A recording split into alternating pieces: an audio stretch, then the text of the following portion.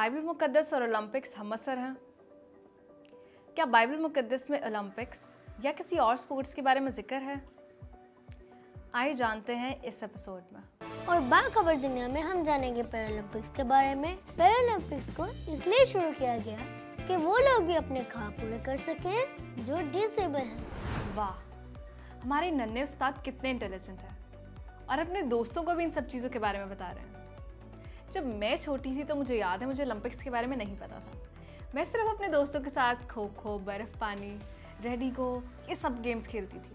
और indoor games में ludo, chess और बादशाह का वज़ीर, ये सब गेम्स खेलते थे। और तो और जब स्कूल में गए तो पीटी और पीरियड वगैरह करते हुए सीनियर्स को देखते थे और वो मुझे बहुत कूल लगता था। लेकिन जब थोड़े बड़े हुए तो मुझे रियलाइज़ हुआ बहुत सारी गेम्स के बारे में, बैडमिंटन, वॉलीबॉल, फुटबॉल और इन सब गेम्स के बारे में। और फिर उसके साथ साथ इंटरनेट के साथ ओलंपिक्स का भी पता लगा। वैसे ओलंपिक्स को लेके बहुत सारी बातें, सवाल और कंट्रोवर्सीज चलती रहती हैं। तो आए आज मैं अपने दोस्तों को बताऊं ओलंपिक्स के बारे में। हेलो एंड वेलकम बैक दोस्तों टू बाइबल क्या कहती है कि एक नए एपिसोड में। आज हम जानेंगे ओलंपिक्स के बारे में। आज मुझे उज़ाय और रेचल ने बहुत इंस्पायर किया छोटा मुंह बड़ी बात के शो में, जब उन्होंने ओलंपिक्स के बारे में बात की, जहां बहुत सारे लोग ये मानते हैं कि ओलंपिक्स क्रिश्चियन वैल्यूज़ जैसे कि ट्रेनिंग, डिसिप्लिन और हेल्थ को वैल्यू करता है। उसी तरह बहुत सारे ऐसे भी लोग हैं जो ये मानते हैं कि ये मैथोलॉजी और ग्रीक गॉड से लिया गया है, जो उनकी ग्रीक गॉड एथेना से इंस्पायर्ड है, तो ये क्रिश्चियनिटी के लिए नहीं है। आइए जानते हैं हम इसकी हिस्ट्री, ताकि आप खुद अपने लिए फैसला कर सकें। दोस्तों, सबसे पहले ओलंपिक गेम्स जो इंटरनेशनल ओलंपिक कमेटी IOC के तहत मुनक्कद हुई, वो 1896 में एथेंस के पैराथीनिक स्टेडियम में हुई। इन गेम्स में 14 मुख्तलिफ ममालिक में से 241 एथलीट्स ने हिस्सा लिया और 43 मुकाबले हुए। लेकिन जैसे हमने पहले बात की कि ओलंपिक्स की तारीख बहुत पुरानी है। सबसे पहले ओलंपिक्स गेम 776 बिफोर क्राइस्ट में खेली गई। ये गेम ज़्यूस देवता के नाम उनके खुश करने के लिए की जाती थी, लेकिन फिर कुछ अरसे बाद ये बंद हो गए। मॉडर्न ओलंपिक्स 1896 में ग्रीस के शहर एथेंस में दोबारा शुरू हुई। ये गेम्स का आइडिया फ्रांस के एक टीचर पेरी डी कोरबेटिन ने दिया। उस वक्त सिर्फ 14 मुल्कों ने इसमें हिस्सा लिया, लेकिन आज ओलंपिक्स हर 4 साल बाद होता है और दुनिया भर के एथलीट्स इसमें हिस्सा लेते हैं। 2 टाइप्स की ओलंपिक्स होती हैं, समर ओलंपिक्स और विंटर ओलंपिक्स। समर ओलंपिक्स में स्विमिंग, रनिंग और फुटबॉल जैसी गेम्स होती हैं। विंटर ओलंपिक्स सर्दी में खेली जाती हैं और इसमें आइस स्केटिंग, स्नोबोर्डिंग और स्कीइंग की जाती है। ये गेम्स अमन, दोस्ती और स्पोर्ट्समैनशिप का पैगाम देती हैं। दोस्तों, अब तकरीबन 1 सदी से ओलंपिक्स पूरी दुनिया में बहुत मशहूर है और इससे अमन और दोस्ती का पैगाम मिलता है। यहाँ तक कि हमारा वतन पाकिस्तान भी इसका हिस्सा है। पाकिस्तान ने 1948 के ओलंपिक्स से लेकर अब तक 11 मेडल्स जीते हैं। इनमें सिर्फ 3 मेडल्स फर्दी इंडिविजुअल मुकाबले में जीते गए हैं, जिनमें पेरिस 2024 के चैंपियन अरशद नदीम का भी मेडल शामिल है। पाकिस्तान जो 1947 में बना, पहली दफ़ा ओलंपिक्स में लंदन 1948 में समर गेम्स में हिस्सा लिया था।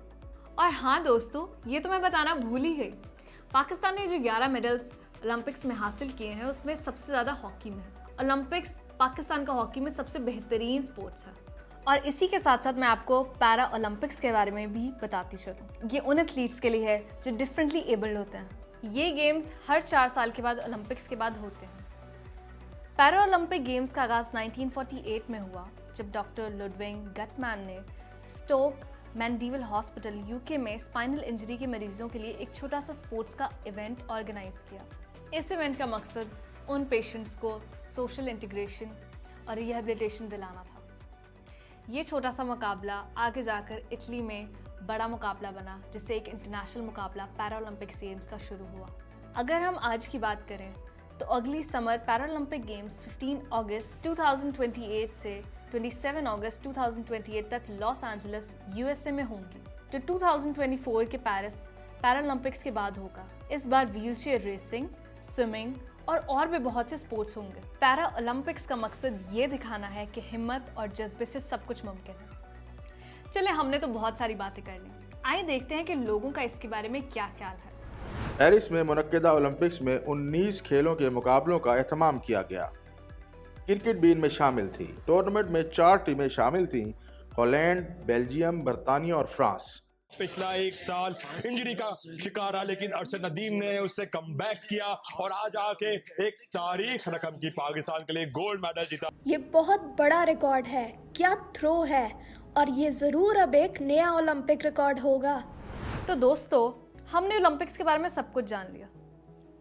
इसका सारा का सारा कॉन्सेप्ट ग्रीक गॉड से निकला है, लेकिन हम ये जानते हैं कि ये सारी की सारी मिथ है। और अगर हम इसको मुस्बत पहलू से सोचें तो ये अमन, यूनिटी और स्पोर्ट्समैनशिप को बढ़ाता है। सारी दुनिया के लोग इकट्ठे होते हैं और अपनी स्पेशलिटी और टैलेंट दिखाते हैं। लेकिन इसके साथ साथ और भी बहुत सारे सवालात हैं और आपने भी सवाल भेजे हैं। तो आइए जानते हैं भाई इमानुअल से कि बाइबल इसके बारे में क्या कहती है।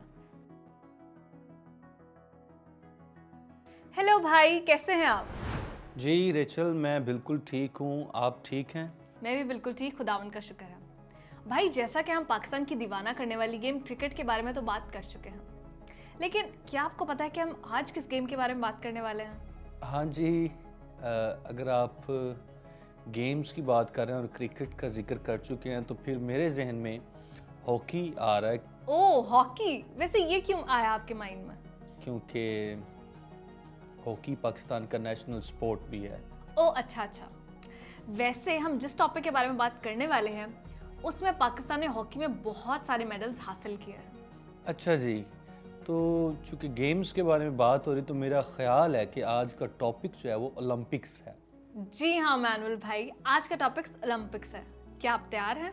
जी, मैं बिल्कुल तैयार हूँ और आई अप्रिशिएट कि आपने ओलंपिक्स का जो टॉपिक है वो चूज़ किया है। ये नौजवान इसके लिए बड़े एक्साइटेड होते हैं और बड़ा खुश होते हैं, ओलंपिक्स के बारे में सीखना और जानना पसंद करते हैं। तो I would love to answer your questions. मेरे साथ साथ मेरे दोस्त भी बहुत क्यूरियस हैं। तो आइए देखते हैं हमारा पहला सवाल जो रहा आपकी स्क्रीन पर। क्या बाइबल मुकद्दस और ओलंपिक्स हमअसर हैं? क्या बाइबल में ओलंपिक्स या किसी और स्पोर्ट्स का जिक्र है? हाँ जी, बाइबल मुकद्दस में बराह रास्त हमें ओलंपिक्स का जिक्र तो नहीं मिलता, लेकिन कुछ ऐसे हवाला जात हैं जिनमें हमें कुछ खेलों का जिक्र ज़रूर मिलता है।